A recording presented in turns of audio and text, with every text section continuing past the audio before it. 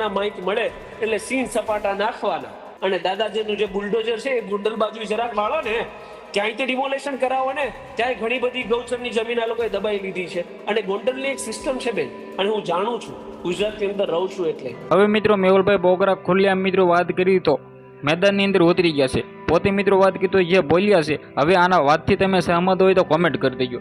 જે આ મિત્રો વાત કીધો મેહુલભાઈ બોગરા ખુલ્લેઆમ કહે છે કે મિત્રો વાત કીધો ગોંડલની અંદર ઘણી બધી ગૌશરણની અંદર મિત્રો મકાનો બનાવી નાખ્યા છે, ત્યાં તમે ફોલ્ડોઝર ફેરવો ને. જે આ મિત્રો વાત કીધો ખુલ્લેઆમ મિત્રો શિવ ફોલ્ડોઝર ફરશે.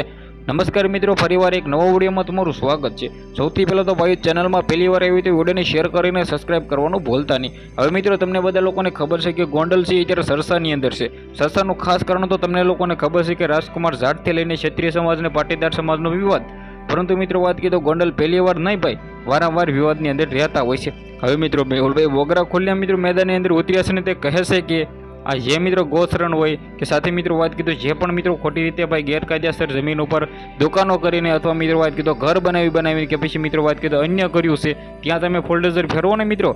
જ્યાં મિત્રો વાત કીધો મેહુલભાઈ બોગરા બોલ્યા છે એના વિશે તમે શું કહેશો? તમે તે વાતથી સહમત હોય તો એક સારી એવી કમેન્ટ કરી દેજો. બાકી આપણે કોઈને પણ ખોટું કહેતા નથી ને આપણે કોઈનો પણ વિરોધ કરતા નથી, પરંતુ ભાઈઓ સોશિયલ મીડિયાની અંદર જે વિડીયો વાયરલ થતા હોય છે એ તમારા સમક્ષ લાવતા હોય છે.